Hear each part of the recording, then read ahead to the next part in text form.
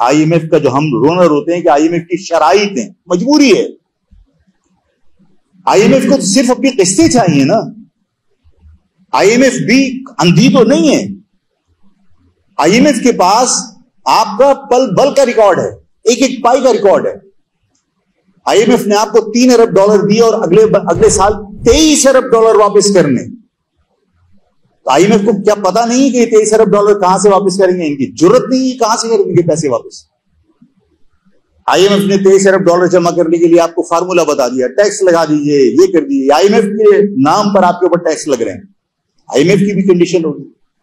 क्या आईएमएफ को जब ये पता है कि कितने नोट आपने बगैर लिक्विडिटी के छाप दिए और आपकी करेंसी इसी वजह से डीवैल्यू हो रही है, तो क्या उसको ये नहीं पता कि 43 करोड़ यूनिट पाकिस्तान अफवाज के अफसरान, ब्यूरोक्रेट और जजेस, 43 करोड़ यूनिट ये बिजली के फ्री इस्तेमाल करते हैं, जिनकी तनख्वाहें लाखों रुपए में, जिनकी तनख्वाहें 22-25 हजार रुपए है, गारमेंट फैक्ट्रियों में नौकरियां करते हैं, 15,000 रुपए किराए का घर है और 15,000 रुपए बिजली का बिल है। बच्चों को क्या खिलाएंगे, क्या पिलाएंगे? जहर के अलावा कुछ बचता है? लोग खुदकशियां कर रहे हैं, इसकी परवाह नहीं है। लाखों रुपया तनख्वाह लेने वाले के बिजली के बिल माफ है, पेट्रोल उसको माफ है, लग्जरी गाड़ियां माफ है। इन सारे हालात के अंदर आपको यह बात समझ लेनी चाहिए कि यह सब एक मनसूबाबंदी के तहत हो रहा है।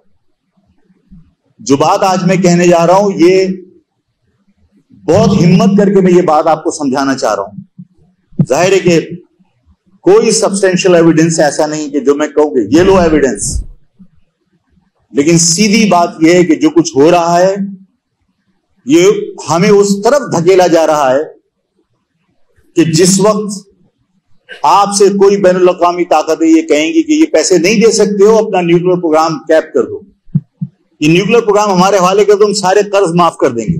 ये डॉलर जो आज 350 रुपए का मार्केट में नहीं मिल रहा, ये कल 100 रुपए का मिलेगा। जो आटा आप आज 200 रुपए किलो खरीद रहे हो, कल ये 20 रुपए किलो मिलेगा। मैं और आप क्या करेंगे उस वक्त? मैं और आप बेसाख्ता रोडों पर निकल के आवाम से, गवर्नमेंट से मुतालबा करेंगे, भाई हमें रोटी चाहिए, खुदा के वास्ते बम दे दो, हमें इस बम का क्या अचार डालना है। यही नतीजा निकलेगा या नहीं निकलेगा? यूक्रेन में क्या हुआ, रशिया की आजाद स्टेटों में क्या हुआ? ये एक मुनज़्ज़म मनसूबाबंदी के तहत आपको उस तरफ धकेला जा रहा है जहां आप अपने बच्चों को बिलखता हुआ देखकर कहेंगे कि हमें बम नहीं चाहिए, हमें रोटी चाहिए, और उसके बाद लोग और पाकिस्तान के हुक्काम अपनी अवाम के बेहद इसरार के ऊपर ये सब कुछ सरेंडर करने के लिए तैयार हो जाएंगे। खुदा के वास्ते इस सारे हालात को समझिए। ये मुल्क डॉक्टर कदीर मोहसिन है, इस पाकिस्तान का डॉक्टर कदीर ने इस पाकिस्तान की दिफा को नाकाबिल तस्खीर बनाया है।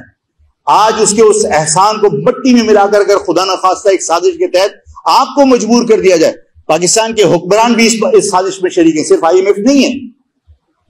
क्या पाकिस्तान के हुक्मरान ऐसी पॉलिसी इख्तियार नहीं कर सकते कि आप पैसा जनरेट करें? क्या पाकिस्तान के हुक्मरान ऐसी पॉलिसी इख्तियार नहीं कर सकते कि आपका एक्सपोर्ट बढ़े और इंपोर्ट कम हो जाए?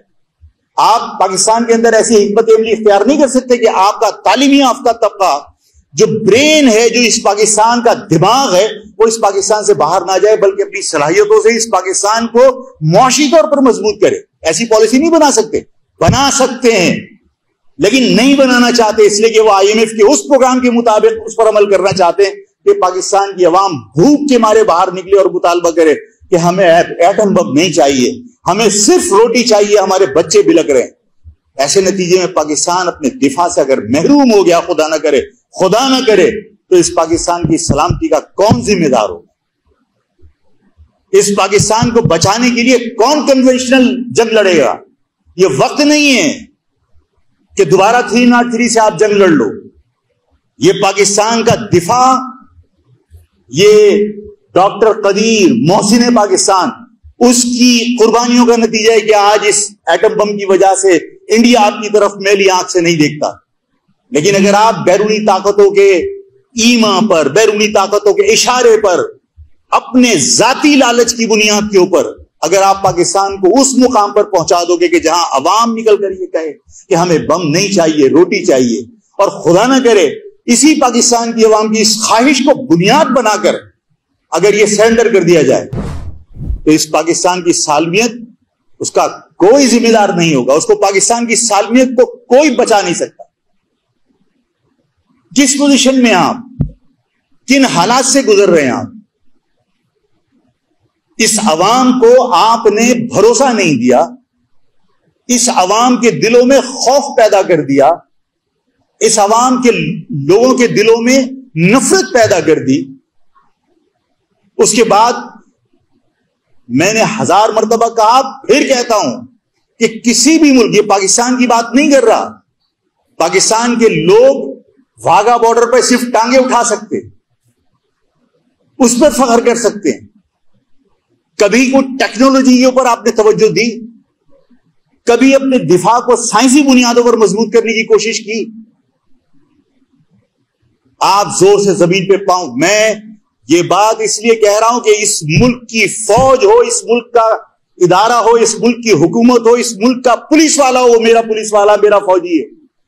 और अगर मैं भी बाकी लोगों की तरह सिर्फ तारीफ के पुल बांधूं और उनको उनकी हकीकत ना बताऊं या उनको एहसास ना दिलाऊं या गलती की मैं उनको निशानदेही ना करूं, मैं दुश्मन हूं। दुश्मनी वो नहीं है कि हर अच्छे इकदाम और हर बुरे इकदाम के ऊपर आप तारीफें करें। गलती की निशानदेही करना वफादारी है।